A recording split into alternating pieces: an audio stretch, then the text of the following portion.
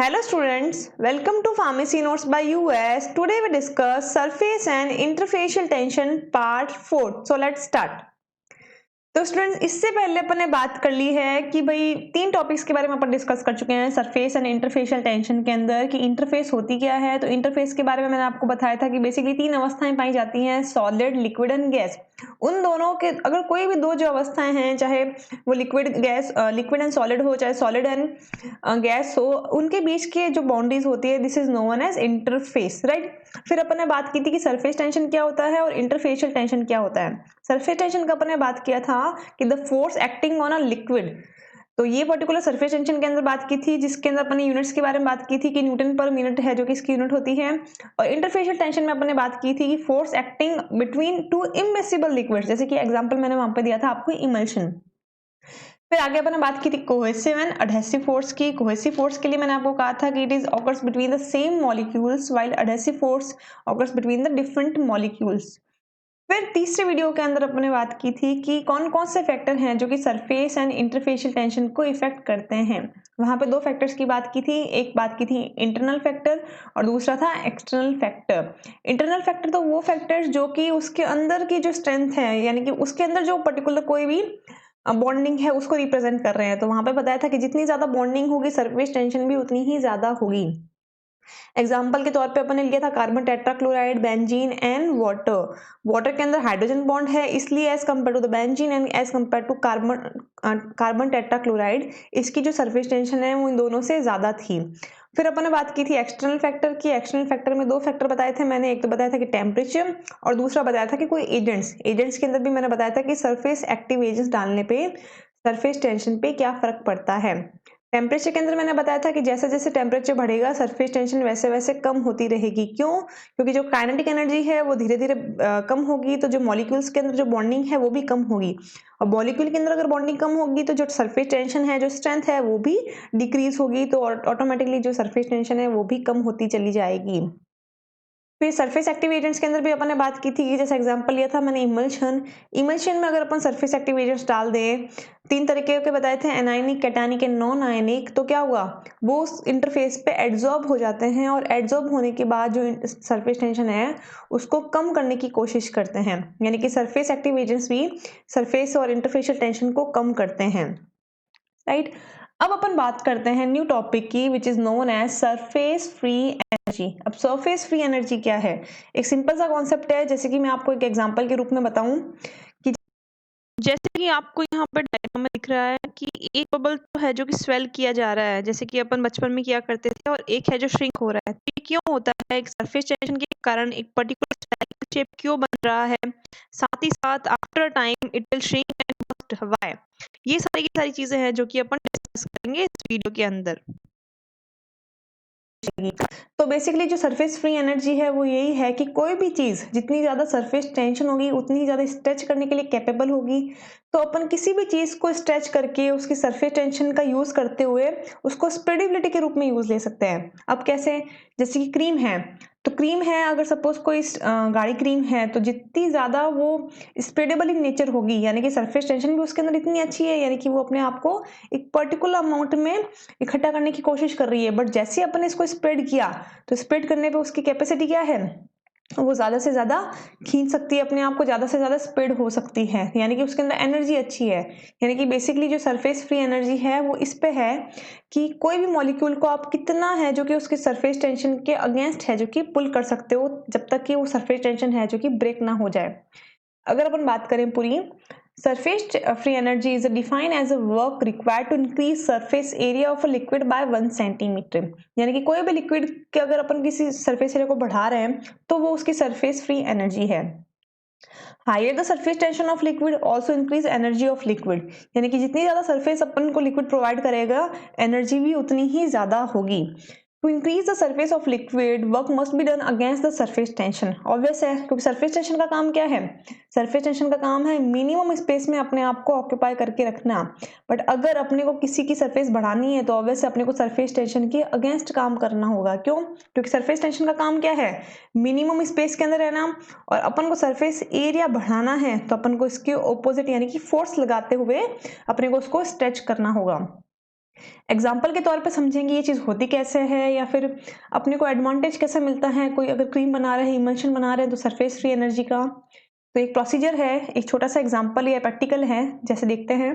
Suppose A B C D is a rectangular wire, यानी कि A B C D suppose कि कोई rectangular wire है इस तरीके का, आप नाम दे सकते हो इसको A B C and D, ठीक है। The side A and D is L is movable, यानी कि ये जो साइड है ए एंड डी, इसको लेंथ को नाम दे दिया अपन ने एल, और ये है जो कि मूवेबल है, इसको अपन स्ट्रेच कर सकते हैं। Okay, so that it forms with in the frame, यानी कि ये जो फ्रेम है ये आराम से मूवेबल है। अब क्या करेंगे, इसको पर्टिकुलर अपन किसी सोप सॉल्यूशन के अंदर डाल देंगे। आपने बचपन में बहुत बार किया होगा कि कोई सोप सॉल्यूशन में लेके आप इस तरीके की एक रिंग डाल देते हो, फिर उसके अंदर से इस तरीके के बबल्स बनाने की कोशिश करते हो। तो उसी तरीके से इस पर्टिकुलर फिल्म में जिसमें ये मूवेबल है, इसको आप किसी सोप सॉल्यूशन में डाल दोगे, और जैसे ही सोप सॉल्यूशन से निकालोगे तो क्या होगा, आपको इस तरीके से एक थिन लेयर है जो कि इसके ऊपर दिखेगी, राइट।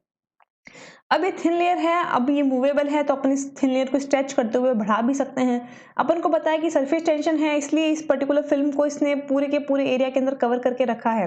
बट कितना इसको लंबा खींच सकते हैं, जब तक कि वो फिल्म ब्रेक ना हो, वो उसकी पर्टिकुलर सरफेस एरिया को इंक्रीज करने वाली सरफेस फ्री एनर्जी होगी।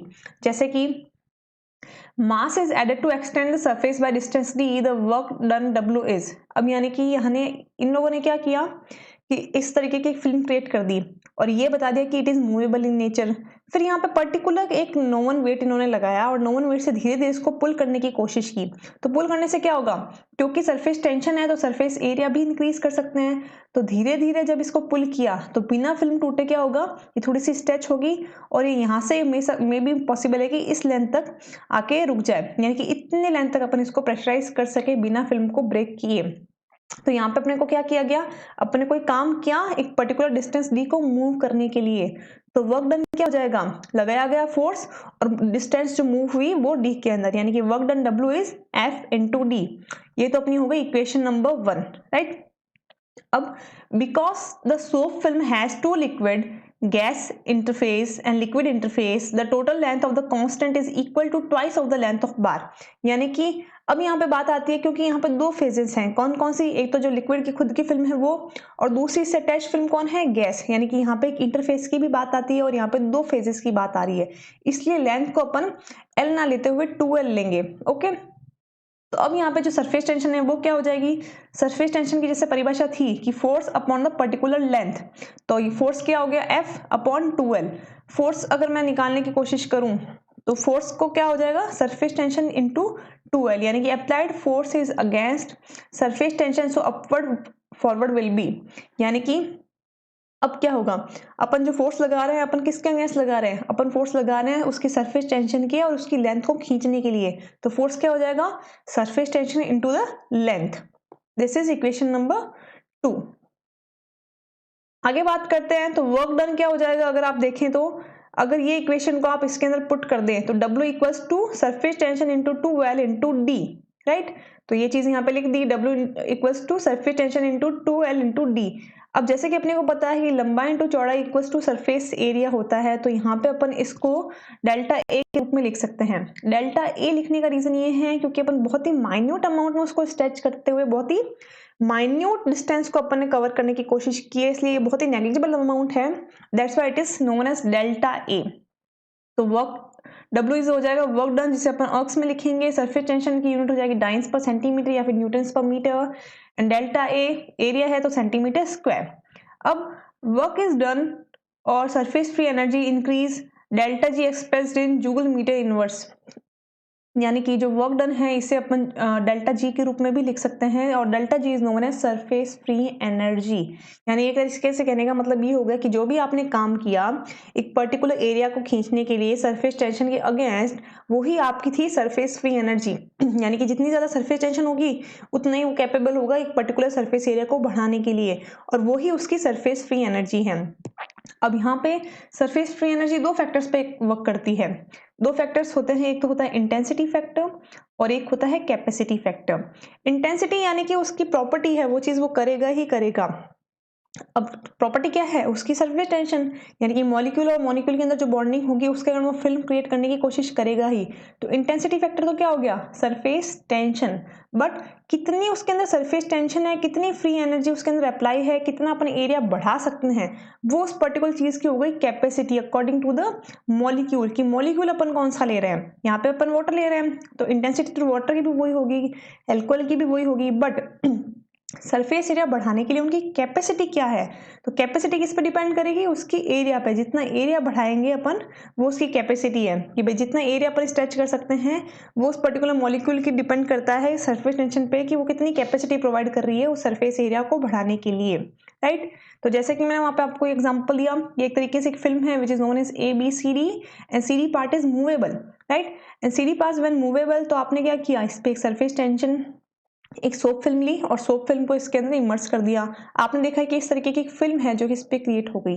अब क्योंकि आपको पता है कि सरफेस टेंशन के कारण ये फिल्म रिटेन है, तो उसके अंदर कोई ना कोई फ्री एनर्जी भी हो गई, कोई कोई एरिया भी होगा जो कि स्ट्रेच करने के लिए कैपेबल हो। तो एक पर्टिकुलर फोर्स लगाते हुए आपने इसे खींचा और वो डिस्टेंस थी डेल्टा डी, यानी कि एक पर्टिकुलर लेंथ तक इसको माना, डेल्टा डी मान लीजिए, डेल्टा एल मान लीजिए, एक ही बात है। फिर क्या हुआ, इस लेंथ को खींचने के बाद आपको पता चला कि जो मेरा काम किया गया है वो क्या हो गया, सरफेस टेंशन, और जो लेंथ मैंने खींची, राइट।